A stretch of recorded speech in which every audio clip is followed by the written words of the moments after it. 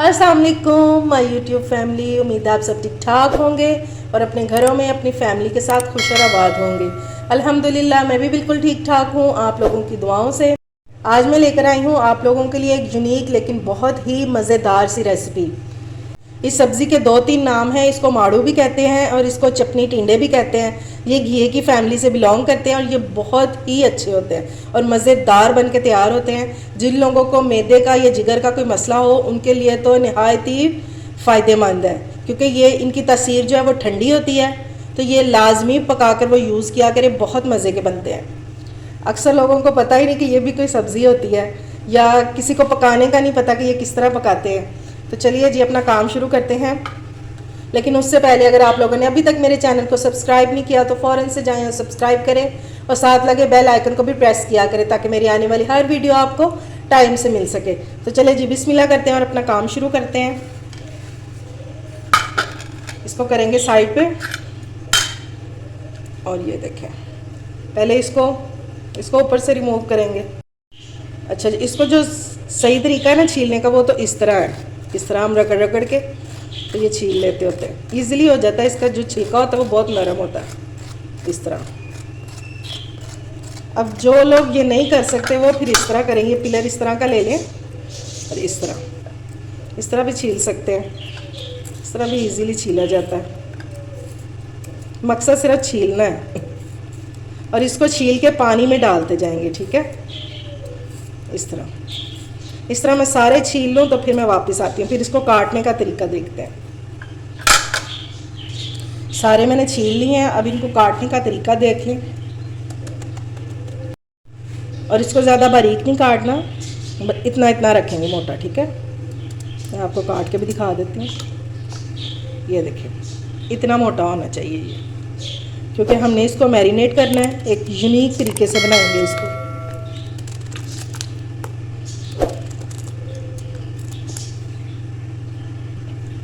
बस इसी तरह से सारे काट लेने हैं और फिर इसको स्ट्रेनर में डाल देना है, क्योंकि हमने इसको मैरिनेट करना है तो ये फिर ड्राई होने चाहिए, वरना फिर बहुत ज़्यादा पानी हो जाएगा।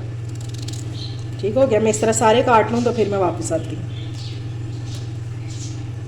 ये देखिए जी, इन सबको मैंने काट लिया है। अब इनको कर लेते हैं मैरिनेट और फिर इसका मसाला बनाते हैं।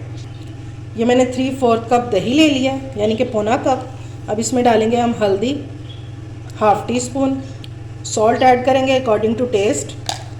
1 टीस्पून ऐड करेंगे red chilli powder, ½ teaspoon add करेंगे ब्लैक पेपर, 1 टीस्पून डालेंगे पिसा हुआ सूखा धनिया, 1 टीस्पून पिसा हुआ ज़ीरा और 1 टीस्पून डालेंगे कुटी मिर्च।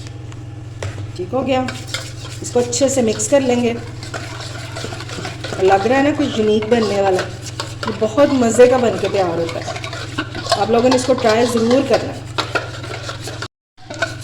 अगर रेसिपी अच्छी लगे तो फ्रेंड्स एंड फैमिली में शेयर भी किया करें। चलिए ये हो गया अच्छे से मिक्स।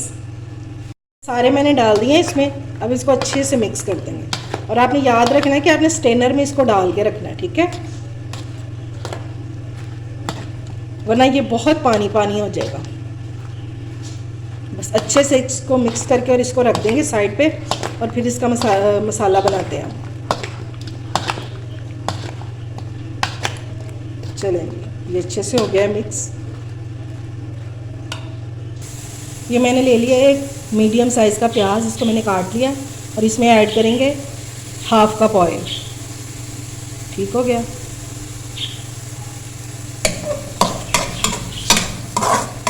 अब हमने इसको गोल्डन ब्राउन करना है, ठीक है। प्याज हमारा गोल्डन हो गया ये। अब इसमें ऐड करेंगे अदरक लहसुन 1 टेबलस्पून भर के और साथ ही डाल देंगे कटे हुए टमाटर। 2 अदद मैंने लिए हैं, उनको काट लिया।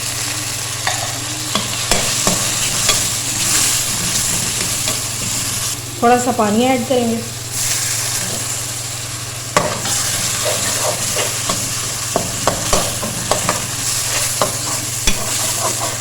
अब इसमें थोड़े से मसाले ऐड करेंगे ताकि जो हमारा मसाला है वो भी फीका फीका ना रहे। ये ½ teaspoon red chilli, half teaspoon इसमें डालेंगे सॉल्ट और हाफ टी स्पून से थोड़ी सी कम इसमें डालेंगे हल्दी।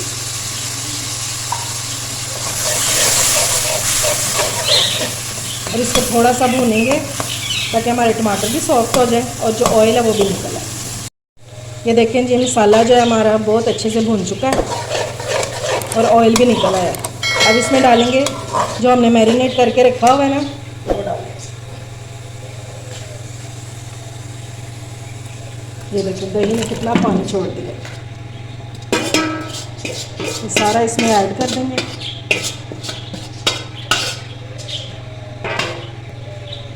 अब इसको अच्छे से मिक्स करेंगे हम। ठीक हो गया। और इसको आपने लो फ्लेम पे कुक करना है, ठीक है, ताकि ये गल भी जाए, सॉफ्ट से हो जाए। और ये इसमें पानी आपने बिल्कुल भी ऐड नहीं करना, ठीक है। ये जो दही का पानी है ना, इसी में ये कुक हो जाएगा। बस अच्छे से मिक्स करके और इसको कवर करके 15 से 20 मिनट के लिए रख देंगे। देखें जी, इसको कुक होते हुए तकरीबन 10 मिनट हो गए हैं और ये देखें कितना पानी इसमें आ गया। ये दही ने सारा पानी इसमें छोड़ दिया, इसलिए मैं आपको कहती हूँ इसमें पानी तो बिल्कुल भी नहीं डालना, ठीक है। ये दही के पानी में ही अच्छे से कुक हो जाएंगे। जब ये पानी ड्राई हो जाएगा और ये हमारी सब्ज़ी जो है ये गल जाएगी, तो फिर हम इसको अच्छे से भूनेंगे, ठीक है। ये देखें जी, इसको पकते हुए तकरीबन 20 से 25 मिनट हो गए हैं और सब्ज़ी जो है वो हमारी बिल्कुल कुक हो गई है, बहुत सॉफ्ट हो गई है। देखिए ठीक हो गया। अब ये हम पानी को ड्राई होने का वेट करेंगे और फिर हम इसको भूनेंगे, ठीक है।